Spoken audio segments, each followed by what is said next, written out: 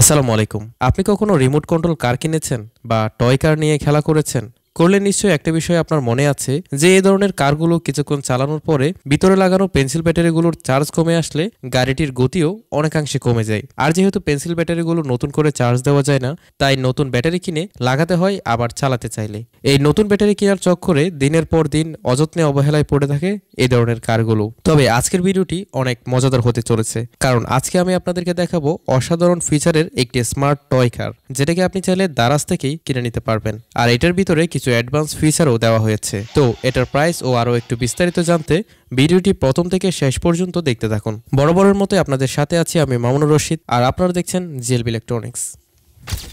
জেসার control RC কার এটি এমন একটি স্ট্যান্ড কার যে কারের সাথে আপনি পাবেন 2.4 গিগাহার্টজের একটি remote controller with hand gesture feature, এবং এটার স্পিড ঘন্টায় প্রায় 25 কিলোমিটার। এছাড়াও এটাতে ব্যবহার করা হয়েছে 4.7 ভোল্টের 1200 mAh লিথিয়াম আয়ন ব্যাটারি, যেটা 2 ঘন্টা চার্জ দিয়ে আপনি প্রায় 30 মিনিট মতো চালাতে পারবেন। এমন এটার চাকাগুলোকে এমনভাবে ডিজাইন করা হয়েছে যেন এটি কোথাও ধাক্কা লেগে উল্টে গেলেও নিজে নিজে আবার উঠে যেতে পারে। এটি দিয়ে আপনি চাইলে 360 রোটেশনও করতে পারবেন, যা সত্যি দেখতে অসাধারণ লাগে।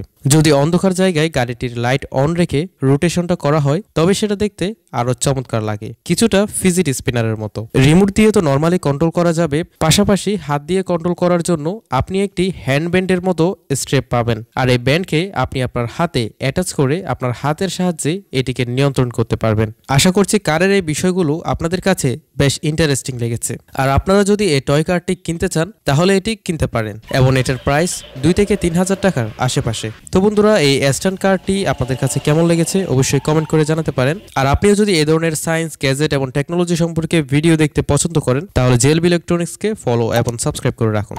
আর যারা এতক্ষণ পর্যন্ত ভিডিওটি দেখছেন তাদেরকে অসংখ্য অসংখ্য ধন্যবাদ। দেখা হচ্ছে পরবর্তী ভিডিওতে। সবাই ভালো থাকবেন। আসসালামু আলাইকুম।